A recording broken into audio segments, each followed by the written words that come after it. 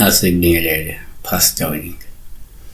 Inamba isensa ngoba imember noma uyanikela ku-channel on WhatsApp. Phone from Monday to Friday kuphela. Phone from 9 to 5 kuphela ntambama.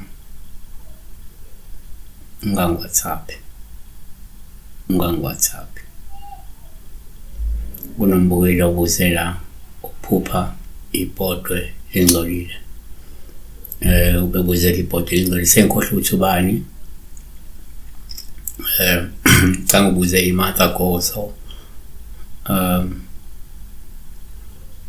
Ibhodwe belingcolile. The port was dirty.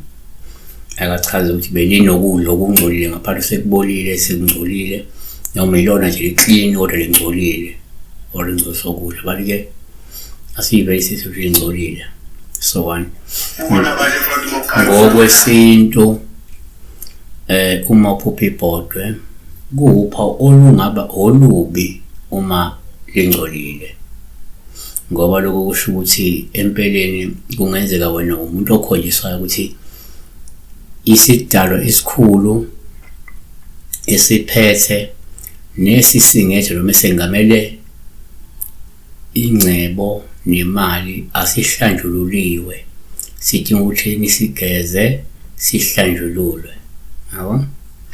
Number 2 ngokwesintu kuyenzeka futhi uma uphupha ibhodwe kuba uphawu oluthathwa njengolubi uma lingcolile olukho ngabuye kuveza ukuthi kukhonjiswa la ukuthi kudingeka nenze inhlambuluko ethinta umbango wengcebo nemali eyasuswa zingxabano noma zinqisho noma zinkinga nje ezindala zomndeni esezingcolisa ke manje ubunhlanhla sho abanye abantu yenzeka ukuthi kwaba khona into yombango othinta ingcebo nemali wabusudunga manje lobunhlanhla manje udinga ukuthi bese basukuma labantu benza lento eyinhlambuluko phezulu kwedalwa noma nje emndenini ke njengamanje uma ukuthi ingxabano ezikhona zomndeni njengamanje kodwa ifaka phakathi into ethinta izinsiza zokuphila.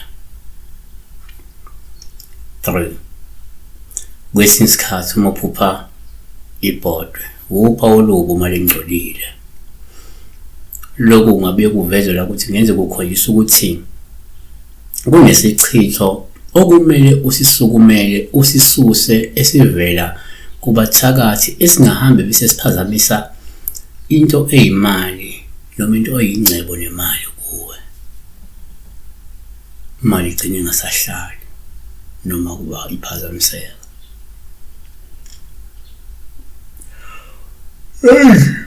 Ngokwenkolo uma uphupha ibhodwe upha olubi uma lingcolile